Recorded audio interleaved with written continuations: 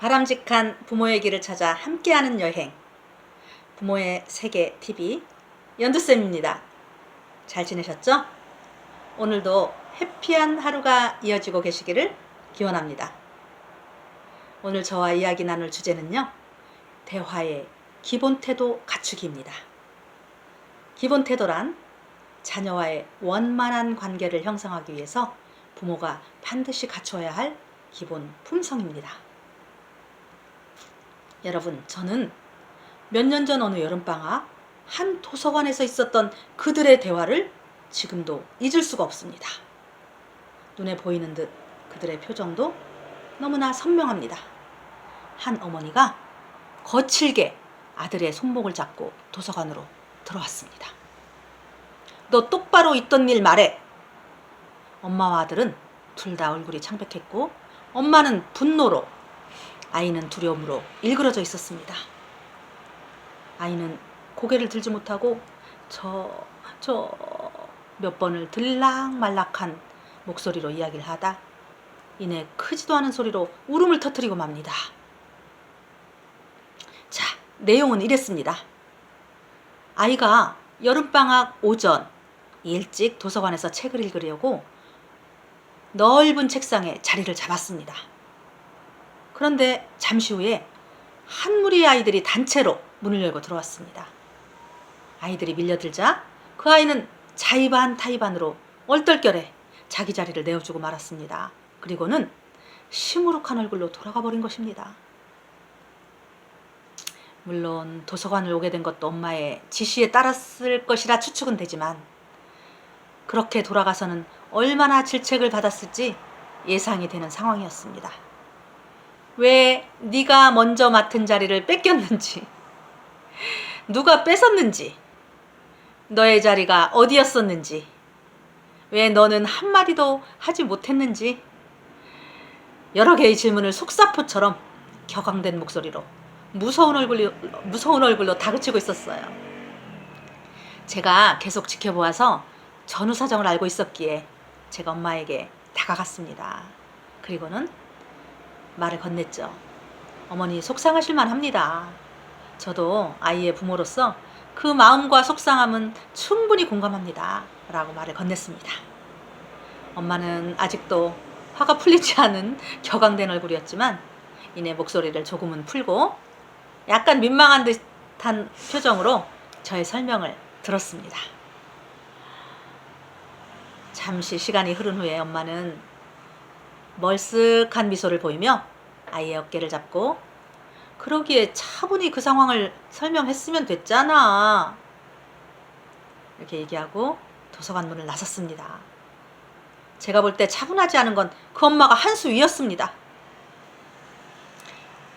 작은 에피소드지만 이렇게 유사한 일들은 수시로 발생합니다. 엄마가 좀 더 이성적으로, 논리적으로 아이를 존중하며 말했다면, 그 아이가 좀 더 자신감 있게 상황 설명을 또렷이 표현했다면 그 아이의 기억은 큰 상처로 남진 않았을 것입니다. 아이가 책을 읽지 못하고 쫓기듯 집으로 온 상황에 엄마의 속상한 감정, 아이에 대한 원천 감정은 바로 사랑이었을 것입니다. 하지만 이 원천 감정은 잘 표현되지 못했고 둘은 상처로 남고 말았습니다.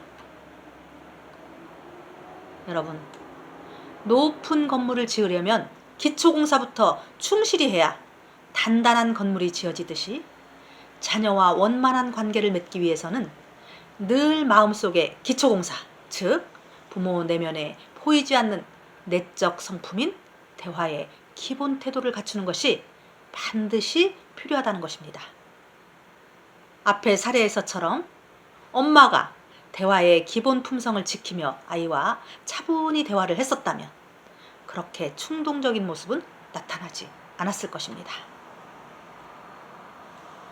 빙산을 보면 빙산 전체에서 빙산의 일각처럼 표면 위에 나타난 모습보다 물 아래 보이지 않는 더 큰 빙산이 커다란 영향을 미치는 것처럼 대화할 때 부모의 보여지지 않는 마음가짐, 즉 대화의 기본 태도를 갖추고 대화를 하면 원만한 관계를 맺을 수 있습니다. 전 시간에 언급한 아이에게 방해가 되는 여러 가지 부작용을 낳는 말투들은 바로 오늘 말씀드릴 부모가 대화의 기본 태도를 갖추지 않고 말을 하기 때문인 것입니다. 자녀와 대화함에 있어서 부모의 대화의 기본 태도 4가지로 요약을 해봅니다. 첫째, 존중의 힘입니다. 태어나줘서 고마워. 내 아이로 와줘서 고마워. 그 자리에 있어줘서 고마워. 존중이란 자녀의 존재 자체를 인정하는 것입니다. 능력을 갖춰서 가치 있는 일을 해서 그래서가 아니라 무조건 존중함을 뜻합니다. 오늘따라 전화통화를 하다 저녁 식사 준비가 30분 정도 늦어졌습니다. 이것저것 바쁘게 손질하고 닦고 썰고 볶고 하는데 아이가 다가옵니다. 엄마, 오늘 저녁 반찬이 뭐예요? 라고 물어봅니다. 이런 상황에서 우리 어머님들은 어떻게 대답을 하시나요?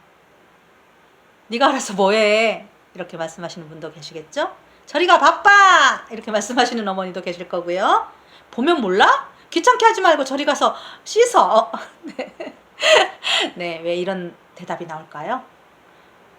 네, 대화의 기본 태도, 즉 엄마가 무엇을 하는지 궁금하게 여길 수 있다는 것을 인정을 하며 한 개인으로서 존중하는 마음이 되어 있지 않기 때문입니다. 관점을 달리해서 자녀를 한 인격체로 존중하는 마음, 그 마음가짐을 가지고 다시 대답을 한번 해보겠습니다. 엄마, 오늘 저녁 반찬이 뭐예요?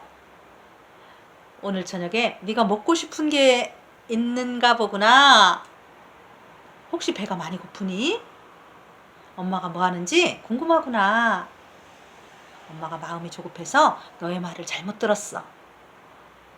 닭볶음이야. 엄마가 저녁이 늦어서 마음이 너무 조급해서 지금은 많은 이야기를 하기가 어려워. 네, 나의 마음가짐이 어떠냐에 따라서 이렇게 다른 대답이 나올 수 있다는 것입니다. 자, 우리의 아이들이 어떤 환경에서 생활하기를 바라세요? 아래처럼 존중받는 환경에서 자라길 원하시겠죠? 부모의 권위로 우월한 입장에서 자녀를 사랑하는 것이 아니라 자녀의 입장에서 생각하고 자녀가 느낄 수 있도록 사랑을 전하는 일. 다시 말해서 발신자의 입장이 아닌 수신자 입장에서 사랑을 받는다고 느끼게 사랑을 전하는 일. 또 부모 자신을 솔직하게 표현하고 자녀도 부모와 동등한 인간임을 인정하는 태도입니다. 존중의 힘은 자녀로 하여금 자존감을 높여주고 인정받고 사랑받는 느낌으로 대화의 문을 열게 됩니다. 솔직하게 자신을 표현할 수 있게 되고 부모의 사랑, 존경, 친밀감을 느낄 수 있게 될 것입니다. 둘째, 방어적이지 않는 성실한 자기 표현입니다. 여러분들은 나의 생일이나 우리의 결혼 기념일이 돌아오면 남편에게 혹은 가족들에게 어떻게 표현을 하시나요? 자, 한번 선택해 보세요. 첫째, 상대방이 알아서 기억해 줄 거라고 믿고 그냥 내버려 둔다. 요즘 이런 분들은 많진 않을 것 같긴 하지만. 둘째, 달력에 동그라미를 진하게 크게 그려둔다. 자, 셋째, 얼핏 지나가는 말처럼 자꾸 지속적으로 흘린다. 네. 넷째, 대놓고 날짜와 받고 싶은 선물까지 이야기한다. 네. 네, 어머님들은 거의 넷째일 것 같긴 하지만 네. 말을 안 했거나 아니면 다 못하고 얼핏 말한 사람, 내 마음을 자세히 설명했으면 내가 원하는 걸 남편이 실천해 줬을지도 모를 텐데, 실천해 줬을 텐데 하며 후회할 수 있습니다. 거기에다가 남편이 정말 기억을 못했다면 더욱더 섭섭하고 화가 날 것입니다. 남편의 무심함에 폭발할 수도 있습니다. 내가 나의 마음을 표현하지 않았을 때 상대방은 내 마음을 잘 모를 수 있어요. 네. 자, I think. 나는 이렇게 생각해. I feel. 나는 이렇게 느껴. I wish. 난 이런 걸 원해. I need. 난 이런 게 필요해. 난 이것이 필요해. 네네. 부모가 자신의 생각을 자연스럽고 진실되게 표현한다면 자녀도 솔직하고 진지한 대화의 문을 열 것이고 부모의 생각이나 감정, 느낌을 잘 알 수 있게 될 것입니다. 우리는 살면서 관계 속에서 나의 감정을 억누르고 표현을 자제하는 일이 많습니다. 그로 인해서 충동적인 감정의 표현으로 터져나오는 부작용이 유발될 수도 있고 자신도 모르게 격앙된 화를 내는 경우도 생길 것입니다. 평소에 자신의 생각을 성실하게 진실되게 표현하는 태도는 오히려 자녀를 존중하는 마음에서 비롯한 것이라고도 말할 수 있습니다. 옳고 그름을 정확히 표현해 주는 것도 존중의 한 방법입니다. 이것이 곧 성실인 것입니다. 성실은 때로는 자녀의 반발을 야기시키고 부정적인 반응을 초래할 수도 있습니다. 그러나 방어적이거나 회피하려는 구태의연한 태도를 보이지 않고 자신의 감정, 느낌, 생각 등을 명백히 확인하고 성실히 표현한다면 자녀도 나중에는 성실하고 진지한 대화의 문을 열고 나올 것입니다. 자, 또 한번 사례를 볼까요? 내가 몸이 너무 아파요. 몸살이 났습니다. 그런데 떡볶이를 만들어 달라는 아이가 칭얼댑니다. 또 청소를 방금 해놨는데 과자 부스러기를 마구 흘리는 아이가 있습니다. 어떻게 성실하게 표현할 수 있을까요? 엄마가 몸이 좀 아파. 나으면 떡볶이는 나중에 만들어줄게. 네, 사실 현재 상황 그대로 진실되게 표현하는 것입니다. 아, 오늘만 맛있는 떡볶이 가게에서 주문해 줄까? 네, 이것도 하나의 방법이겠죠. 내 몸이 아프니까요. 엄마가 청소를 깨끗이 했는데 과자 부스러기를 흘리니 속상하네. 청소 다시 하려면 엄마가 많이 힘들어. 네. 성실한 자기 표현의 기본은 부모 자신이 먼저 스스로의 가치를 인정하는 자신감에서 비롯됩니다. 먼저 자신의 가치를 인정하고 자녀를 존중하는 기본 태도를 가질 때 성실한 대화의 품성은 저절로 갖춰지는 것입니다. 자, 세 번째. 세상에서 가장 달콤한 감입니다. 바로 공감입니다. 자, 나는 알고 있지만 상대방은 모를 수도 있다는 것을 내가 아는 것, 인정하는 것. 그것이 바로 공감입니다. 공감 능력은 다른 사람의 입장을 느끼고 배려할 수 있는, 타인을 이해할 수 있는 능력입니다. 그야말로 세상을 가장 달콤하게 하는 공감입니다. 우리는 우리 자신의 선입견, 편견에 너무도 집착되어 있기 때문에 쉽게 상대방을 이해한다 말은 하지만 대부분의 경우에 자신의 생각이나 느낌, 가치, 도덕관 등을 통해서 상대를 그 테두리 안에서 이해하려 합니다. 이것은 진정한 의미의 이해가 아닙니다. 공감적 이해는 더욱더 아닙니다. 어머니들, 요즘 자녀들이 쓰고 있는 유행어나 줄임말, 통신언어 등을 얼마나 많이 알고 계세요? 급속히 변하는 이 시류 속에서 자녀를 이해하기 위해서 한 방법으로 요즘 쓰이는 아이들의 언어를 부모님들도 함께 알고자 수시로 확인해보고 그들과 소통할 수 있는 노력을 게을리하지 않는 어머님들도 계시다고 합니다. 어느 날 열려있는 아들 방에 들어갔더니 아들이 화를 냅니다.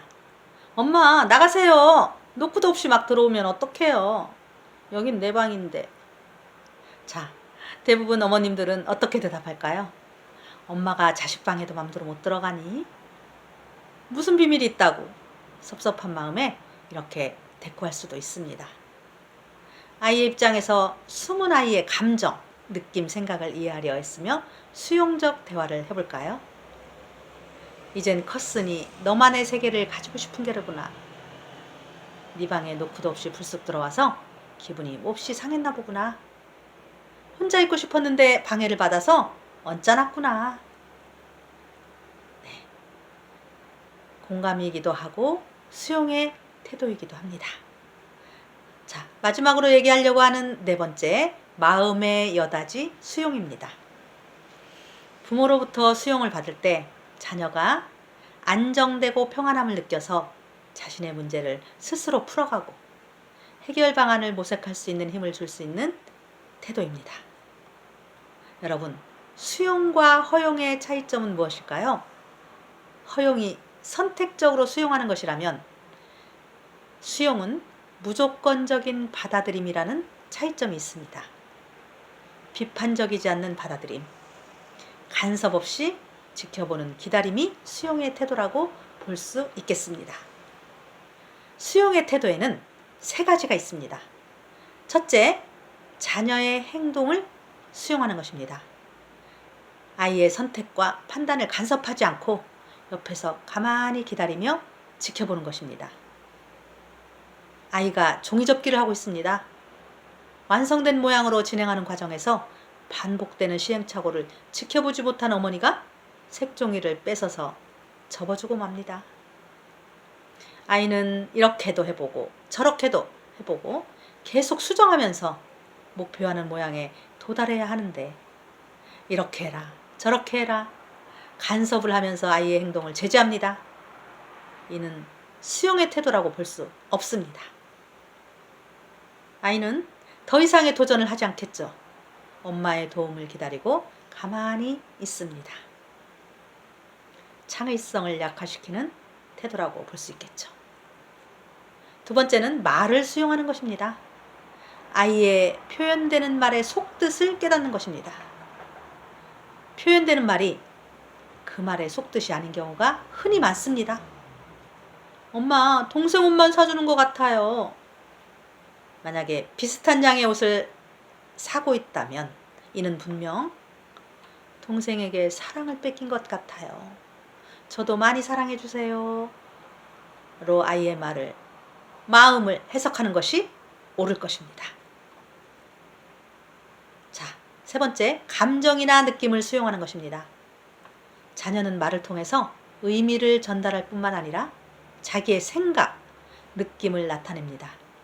대화 속에 숨은 아이의 감정, 느낌, 생각을 이해하며 수용하려 애써야 합니다.